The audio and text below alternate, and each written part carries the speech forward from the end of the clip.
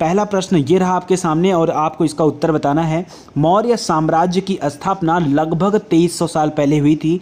इसका संस्थापक कौन था? मौर्य साम्राज्य का संस्थापक कौन था? तो आपको पता होगा दोस्तों, इसके संस्थापक थे चंद्रगुप्त मौर्य। ठीक है, चंद्रगुप्त मौर्य किसकी सहायता से मौर्य वंश की स्थापना किए थे?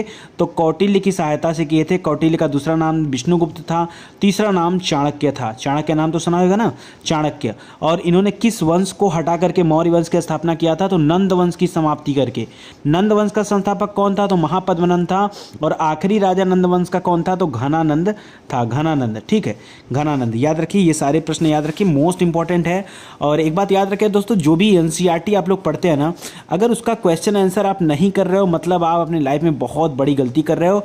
क्यों? क्योंकि बिना क्वेश्चन आंसर के आप ये नहीं डिसाइड कर पाओगे कि कितने प्रश्न आपको आते हैं उस चैप्टर संबंधी तो कितने नहीं आते हैं।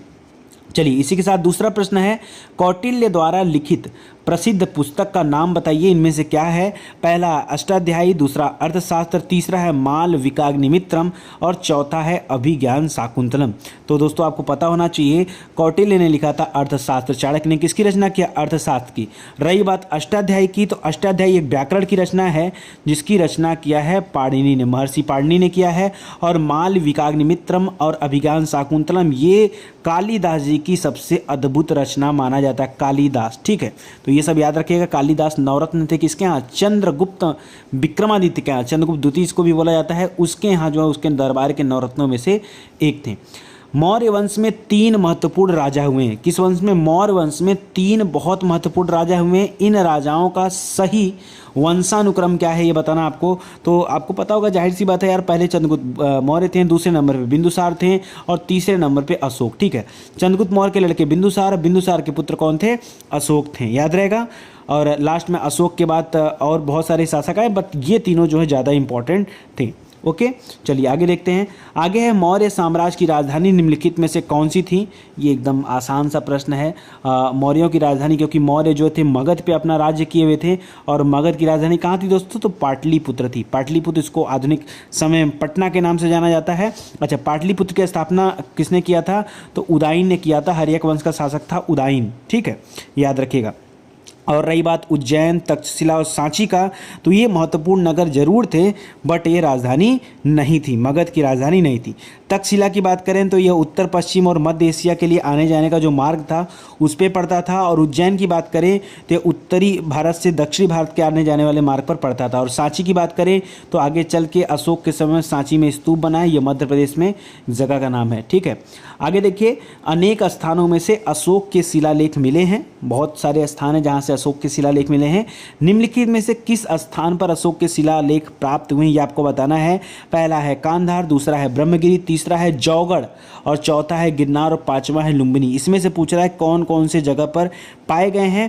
तो याद रखिए दोस्तों, ये पांचों के पांचों जो यहाँ पे दे रहे हैं, सभी जगहों पर अशोक के शिलालेख पाए गए हैं। कांधार, ब्रह्मगिरी, जौगढ़, गिरनार और लुम्बिनी। चलिए इसके बारे में आपको बता देता हूँ। देखिए, अशोक के शिलालेख कांधार से मिले हैं। कांधार के थोड़े बगल में आपको लंपक एक जगह पड़ेगा, वहाँ से भी मिला है लंपक, याद रखिए। ठीक है, लंपक। मानसहरा तो एकदम फेमस अभिलेख है, मानसहरा का अभिलेख। ठीक है, इसके अलावा मानसहरा के साथ साथ हम लोग पढ़ते हैं शाहबाजगढ़ी के बारे में। कलसी में मिला है, उत्तराखंड में कलसी। टोपरा में मिला है। ठीक है, टोपरा में मिला है, मेरठ में मिला है। ठीक है, इसके बाद बहापुर, दिल्ली में जगह है बहापुर।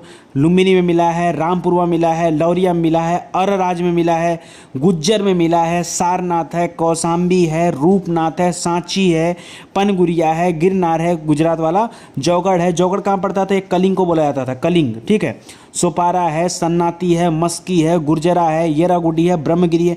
बहुत सारे यार, कितना गिनाऊँ आपको। ठीक है, तो याद रखिए, ये सब आप पॉइंट नोट कर लीजिए।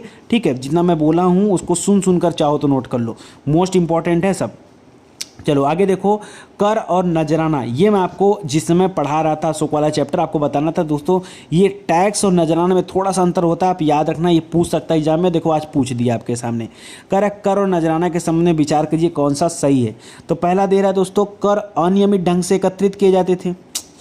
बोला भी तो क्या बोला, कर अनियमित ढंग से। अरे यार, कर का एक नियम होता, अनियमित थोड़े होता। तो पहला कथन था ऐसे ही गलत हो गया।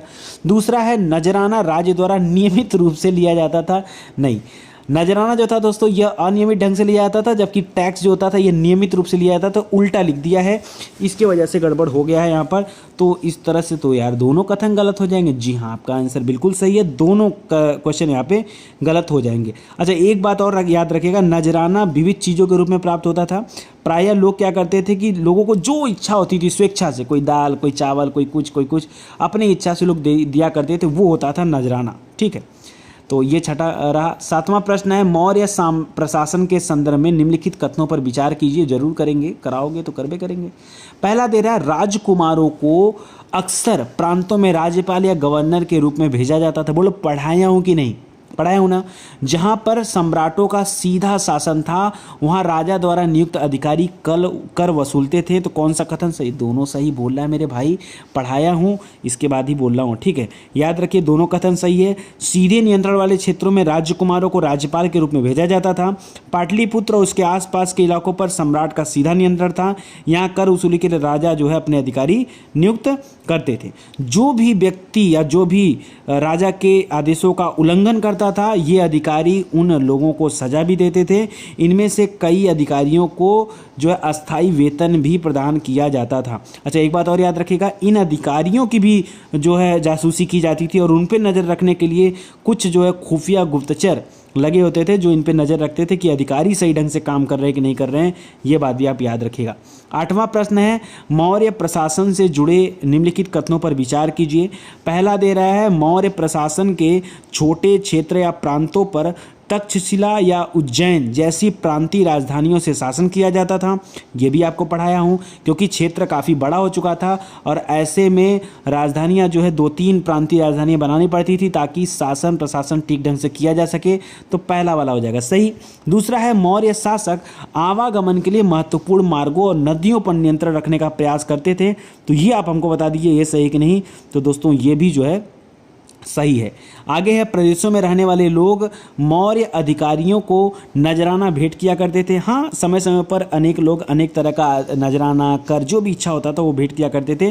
तो यहाँ पर जो तीनों ऑप्शन है दोस्तों वो बिल्कुल सही, यानी 1, 2, 3 सबका सब सही है। अच्छा, एक पॉइंट याद रखिए, जो मौर्य साम्राज्य में छोटे प्रांत होते थे वहाँ पर प्रांतीय राजधानियों के द्वारा नियंत्रण रखा जाता था। जैसे उज्जैन हो गया, तक्षशिला हो गया, इन जगह पर प्रांतीय राजधानियाँ थीं। कुछ हद तक पाटलिपुत्र जो है, पाटलिपुत्र से इन क्षेत्रों के राज्यकुमारों को राज्यपाल के रूप में भेजकर भी नियंत्रण रखा जाता था। ये भी हम लोग पीछे पढ़े हैं। किंतु इन जगहों पर स्थानीय परंपराओं और नियमों को ही माना जाता था। मतलब कई जगह होता था तो कि राज्यपाल के आधार पर शासन किया जाता था, कई जगहों को राजधानी बना दिया जाता था। रही बात नजराना की, तो जो भी आवागमन जहाँ से होता था, चाहे नदियों के माध्यम से, चाहे जहाँ से भी, ठीक है, तो उन पर जो राजा कंट्रोल रखता था और यहाँ से उन्हें संसाधन और कर और नजराना के रूप में तमाम भेंटें भी मिलती थी। अर्थशास्त्र में लिखा हुआ दोस्तों की जगह पर कि उत्तर पश्चिम कंबल के लिए और दक्षिण भारत सोने और कीमती पत्थरों के लिए प्रसिद्ध था। संभवतः यहाँ से संसाधन नजराने के रूप में एकत्र किए जाते रहेंगे, ऐसा कहा जाता है। चलो 9वां प्रश्न देखो, चंद्रगुप्त के दरबार में पश्चिम एशिया की यूनानी राजा सेल्यूकस निकेटर का राजदूत आया था। उसका क्या नाम था? तो 305 में दोस्तों सेल्यूकस और चंद्रगुप्त मौर्य के बीच में लड़ाई हुआ था। उसी के बाद दोस्तों मेगस्थनीज आया था। क्या नाम था उनके राजदूत का? मेगस्थनीज। मेगस्थनीज ने एक प्रसिद्ध किताब की भी रचना किया जिसका नाम है इंडिका। क्या नाम है? इंडिका। ये पॉइंट याद रखिएगा, ठीक है। अच्छा, एक पॉइंट और याद रखिएगा कि मेगस्थनीज था कौन? तो इस राजा, यूनानी राजा सेल्यूकस निकेटर का राजदूत था और सेल्यूकस निकेटर की पुत्री का नाम था हेलेना। इस 305 वाले युद्ध में चंद्रगुप्त मौर्य से हारने के बाद हेलेना का विवाह किससे कराना पड़ता है? चंद्रगुप्त मौर्य से कराना पड़ता है। ये सब याद रखिएगा। और एक और व्यक्ति का नाम याद रखिए, डायमेकस, जिसके बारे में कई बार पूछा। डायमेकस जो था दोस्तों, ये बिंदुसार के समय में आया था, ठीक है। बिंदुसार, बिंबिसार नहीं दोस्तों, मैं बिंदुसार की बात कर रहा हूँ। चंद्रगुप्त मौर्य का पुत्र था। इसके समय में डायमेकस या डिमेकस भारत आया था। रही बात फाहियान की, तो फाहियान जो था ये चंद्रगुप्त विक्रमादित्य के काल में आया था, जिसमें कालिदास थे। और वेनसांग जो था ये हर्षवर्धन के काल में आया था। ये सब पॉइंट याद रखिए। मेगास्थनीज में भारत में जो कुछ देखा उसका विवरण दिया। मेगास्थनीज में भारत में जो कुछ देखा उसका विवरण दिया। सम्राट के विषय में उसके विवरण के संदर्भ में निम्नलिखित कथनों पर विचार कीजिए। पहला दे रहा है, सम्राट के जनता के सामने आने के अवसरों पर शोभा यात्रा के रूप में जश्न होता था। काफ़ी अच्छे से मैं बताया था। उनके अंगरक्षक सोने और चांदी से सजे हथियारों पर हाथियों पर सवार होते थे, कुछ अंगरक्षक पेड़ों को लेकर चलते थे। याद है ना जब मैंने अद्भुत तरीके से आपको डिस्क्राइब किया था। राजा सामान्यतः हथियार बंद महिलाओं से घिरे होते थे। और एक चीज़ और बताया था, इस पेड़ों पर क्या चलता था, तोता का एक झुंड भी चला करता था जो चहलकदमी करता था। तो याद रखें यहाँ पे तीनों जो है दोस्तों ये सही हो जाएगा, तीनों जो है वो सही हो जाएगा। ठीक है, तो ये सब जो है जो याद रखिए। अच्छा, जो तोता होते थे वो एक प्रशिक्षित तोतों का एक झुंड होता था, ऐसे वैसे नहीं थे। ठीक है, जो सम्राट के सिर के चारों तरफ चक्कर लगाते रहते थे। अच्छा, एक बात और याद रखिए, राजा को हमेशा डर रहता था कि कोई इसकी हत्या न कर दे, इसलिए जो है वो हथियारबंद महिलाओं को अपने साथ लेकर चलता था। और यहाँ तक कि जो खाना पीना होता था उसको भी एक खास नौकरों से पहले उसको चखता था। और वे लगातार 2 रात एक ही कमरे में नहीं सोते थे, इतना ज़्यादा डर हुआ करता था। 11वां प्रश्न है, मौर्य साम्राज्य के संदर्भ में निम्नलिखित कथनों पर विचार कीजिए। पहला दे रहा है, उज्जैन उत्तर पश्चिम की तरफ आवागमन के मार्ग में था। ठीक है, अभी हम लोगों ने देखा। आगे दे रहा है, आधुनिक पाकिस्तान और अफगानिस्तान के इलाके मौर्य साम्राज्य के अंदर थे। ठीक है, और उसके बाद दे रहा है कि मौर्य साम्राज्य के संस्थापक चंद्रगुप्त मौर्य के विचार अर्थशास्त्र में लिखे गए हैं। आपको बताना है कौन सा कथन सही है और कौन सा कथन गलत है। ठीक है, बहुत ध्यान से सोच समझ के बताइएगा। देखो दोस्तों, एक बात मैं आपको बता दूं, जो पहला दे रहा है कि उज्जैन के बारे में दे रहा है, यह उत्तरी भारत से दक्षिणी भारत जाने वाले मार्ग पर पड़ता था। और यहाँ पर क्या शब्द दे दिया, उत्तर पश्चिम। ठीक है, तो उत्तर दक्षिण होता तो पहला इसलिए गलत हो गया। जल्दीबाजी में देखो गड़बड़ मत करना। दूसरा रहा दोस्तों, आधुनिक पाकिस्तान या अफगानिस्तान जो भी है मौर्य साम्राज्य के अंदर में थे। हाँ यार, यूनान तक के क्षेत्र को उसने जीता था, तो पाकिस्तान अफगानिस्तान तो आ ही जाएंगे। तो यानी जो दूसरा है तो कंफर्म सही है। अच्छा, तीसरा दे रहा है, मौर्य साम्राज्य के संस्थापक चंद्रगुप्त मौर्य के विचार अर्थशास्त्र में लिखे गए हैं। ये गलत है दोस्तों, चाणक्य ने उसकी रचना किया था और चाणक्य के विचार को अर्थशास्त्र में लिखा गया है, न कि चंद्रगुप्त मौर्य के विचार को। हाँ, चंद्रगुप्त मौर्य के समय के शासन व्यवस्था का वर्णन जरूर मिलता है, लेकिन उसके विचारों का वर्णन यहाँ पर नहीं है। ठीक है, तो याद रखिए यहाँ पर केवल 2 हो जाएगा, वो सही हो जाएगा, केवल 2। आगे अशोक के संबंध में निम्नलिखित कथनों पर विचार कीजिए। पहला दे रहा, अशोक ऐसा पहला शासक था जिसने अभिलेखों द्वारा जनता तक अपना संदेश पहुंचाने की कोशिश की। इंडिकेट किया था ना आपको कि पढ़ लीजिए, पक्का आएगा एग्जाम में। अशोक के ज़्यादातर अभिलेख जो है खरोष्ठी लिपि में लिखे गए हैं। ये गलत करिए, ज़्यादातर दोस्तों ब्राह्मी लिपि में, 2nd नंबर पे खरोष्ठी है। तीसरा दे रहा है, अशोक ने अपने अभिलेख में कलिंग युद्ध का वर्णन किया। हाँ किया है, ये तो सही है। तो 1 और 3 जो दोस्तों यहाँ पे सही हो जाएगा, और दूसरा वाला गलत हो जाएगा क्योंकि खरोष्ठी लिपि यहाँ पे नहीं है। ब्राह्मी लिपि देता तो ज़्यादा सही होता, ब्राह्मी भी नहीं देता तो प्राकृत भाषा कर देता, जन सामान्य की भाषा थी तो भी सही हो जाता। ठीक है, और खरोष्ठी गलत हो जाएगा।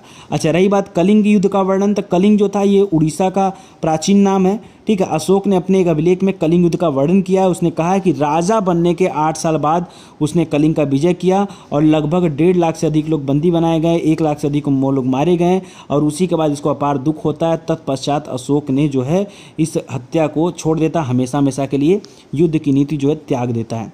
ठीक है, चलिए आगे पढ़िए। कलिंग युद्ध में जन हानि से दुखी होकर अशोक ने धम्म को मैंने बताया था, धम्म क्या है, धम्म जो है धर्म का ही परिवर्तित नाम है। धम्म का पालन करने एवं दूसरों को इसकी शिक्षा देने का निश्चय किया। धम्म के संदर्भ में उसके विचार निम्नलिखित हैं। पहला दे रहा, अशोक का मानना था कि धम्म के माध्यम से लोगों का दिल जीतना बलपूर्वक विजय पाने से ज़्यादा अच्छा है।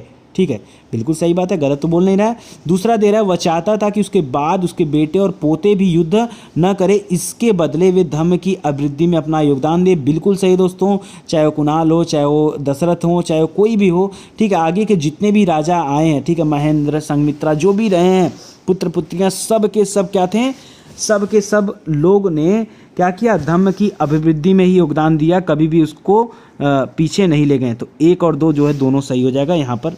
अगला देखिए, अशोक ने जगह जगह जाकर लोगों को शिक्षा देने के लिए अधिकारियों की नियुक्ति की। इन अधिकारियों को निम्नलिखित में से किस नाम से जाना जाता था, बता दीजिए। तो इनको बोला जाता है दोस्तों धम्म महामात्य, याद है ना, धम्म महामात्य के नाम से बोला जाता था। और इनका स्पेशल काम क्या था कि अशोक द्वारा जो धम्म की शिक्षा दीक्षा दी जा रही है, इसको जाके जन सामान्य तक पहुँचाएँ और लोगों के बीच में बताएँ।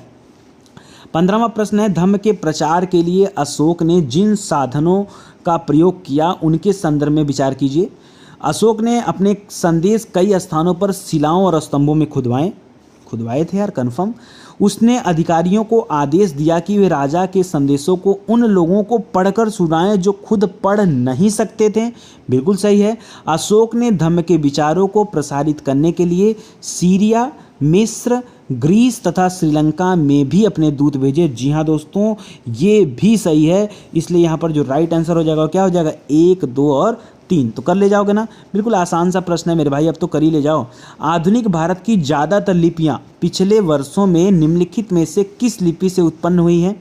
ठीक है, ज़्यादातर लिपि किससे निकली हुई है? तो ब्राह्मी लिपि से निकली हुई है। हम जिस हिंदी भाषा का प्रयोग करते हैं वो किस लिपि में लिखते हैं? तो देवनागरी लिपि में लिखा जाता है। तो अगर हम आधुनिक भारत की ज़्यादातर लिपियों की बात करें तो चाहे देवनागरी लिपि हो, चाहे जो तमिल का लिपि है, चाहे बांग्ला लिपि हो, चाहे मलयालम हो, ये सभी की सभी ब्राह्मी लिपि से ही उत्पन्न हुई मानी जाती हैं। 17वां, अपनी प्रजा के लिए अशोक द्वारा दिए गए संदेशों के संदर्भ में निम्नलिखित कथनों पर विचार कीजिए। पहला दे रहा है, विभिन्न अवसरों पर किए जाने वाले अनुष्ठान और कर्मकांड किसी काम के नहीं हैं। ध्यान से सुनिएगा, और पूछ रहा कौन सत्य और कौन असत्य। कह रहा विभिन्न अवसरों पर किए जाने वाले अनुष्ठान और कर्मकांड किसी काम के नहीं हैं। दूसरा दे रहा है, उसने कर्मकांड के स्थान पर दूसरी रीतियां बनाई। ये रीतियां हैं अपने दासों नौकरों के साथ अच्छा व्यवहार करना, बड़ों का आदर करना, सभी जीवों पर दया करना और ब्राह्मणों तथा श्रमणों को दान देना। तो जी हाँ दोस्तों, ये सभी का सभी काम अशोक ने करवाया था खुद, और अशोक ने अपने शिलालेखों के माध्यम से लोगों को यह आदेश भी दिया था कि लोग ये कार्य करें। तो यहाँ पे दोनों जो है दोस्तों सही हो जाएगा, ठीक है। और एक बात और याद रखिए, अशोक ने बच्चों के जन्म, यात्रा शुरू करने, विवाह आदि के अवसर पर जो अनुष्ठान और कर्मकांड होते हैं उनके स्थान पर मानवता का संदेश अपनी प्रजा को देना ज़्यादा उचित समझा, और होना भी चाहिए, ठीक है।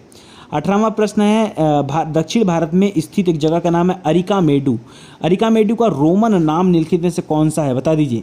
पढ़ के मैंने सुनाया था, 2-3 बार मैंने पढ़ा भी था। पोजुका, क्या नाम है? पोजुका। अरिकामेडु का नाम है पोजुका।